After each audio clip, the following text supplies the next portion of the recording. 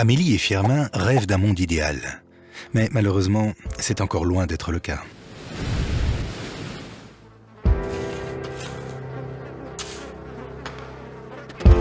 Que peuvent-ils donc faire? Aider dans les catastrophes?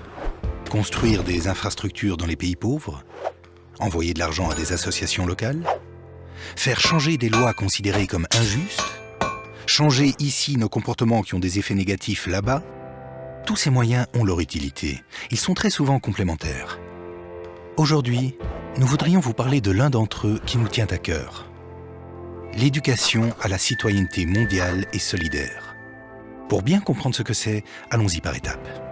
Éducation vient du latin ex ducere, qui signifie littéralement « conduire en dehors de ». En d'autres mots, faire éclore. Et faire éclore ne signifie certainement pas d'imposer des idées, de conditionner. Pour faire éclore, il faut donner les moyens et la liberté à l'autre de devenir ce qu'il veut.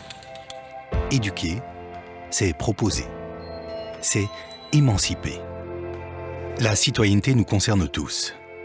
Amélie et Firmin, vous vous rappelez? Eh bien, ils sont citoyens.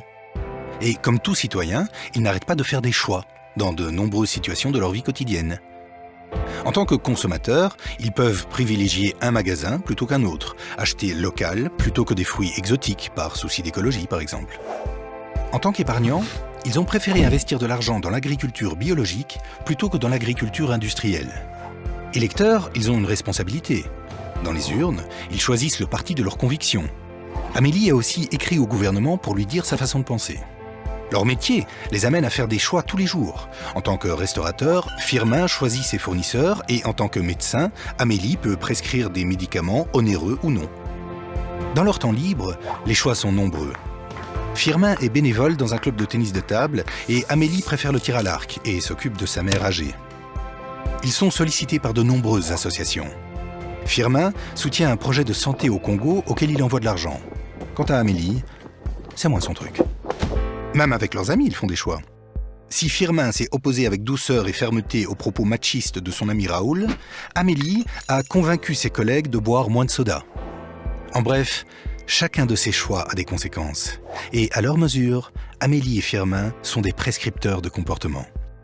Éduquer à la citoyenneté, c'est faire prendre conscience que l'on fait énormément de choix et que chacun de ces choix a des conséquences. Aujourd'hui, il n'est plus possible de limiter la citoyenneté à un lieu en particulier. La citoyenneté est mondiale. Dans notre monde ultra connecté, les gens voyagent et migrent. L'information n'a plus besoin du Poney Express pour traverser les États-Unis et l'argent pèse beaucoup moins lourd. Quant à la pollution, elle ne s'arrête pas à la douane. De la même façon, les choix d'Amélie et Firmin ont un impact ailleurs, en Chine, en Afrique, en Amérique et même en Antarctique. Qu'on le veuille ou non, nous sommes tellement interdépendants que nous sommes des citoyens du monde. Ce n'est plus à l'échelle de son village ou de son pays qu'il faut penser, mais à celle de la planète. Firmin est un citoyen qui a bien compris que les choix qu'il fait comme consommateur, comme épargnant, comme électeur, comme cuisinier ont un effet sur le monde entier. Oui, ça, il l'a très bien compris. Et malgré ça, il pourrait faire les choix qui lui sont les plus profitables, dans son seul intérêt, sans se soucier des autres. Il serait toujours un citoyen du monde, mais serait un peu égoïste. Une citoyenneté mondiale et solidaire, c'est poser des choix de citoyens dont les effets, les conséquences affectent positivement la vie des autres êtres humains. C'est se sentir concerné par l'accès de chacun à ses droits fondamentaux et utiliser sa citoyenneté pour favoriser cet accès. L'éducation à la citoyenneté mondiale et solidaire, c'est participer à l'émergence d'une opinion publique plus éclairée et plus agissante. Ce programme ambitieux implique l'acquisition de différentes compétences. Tout d'abord, l'acquisition de savoir. Il faut connaître les conditions de vie des autres êtres humains, mais aussi comprendre le fonctionnement du monde pour discerner les liens de cause à effet, les conséquences de nos actions dans un monde interdépendant. L'éducation à la citoyenneté mondiale et solidaire implique l'apprentissage de savoir-être. Il faut en effet que les gens réfléchissent aux valeurs qui comptent pour eux et qu'ils veulent mettre en œuvre, défendre. Je parle. L'éducation à la citoyenneté mondiale et solidaire implique le développement de savoir-faire.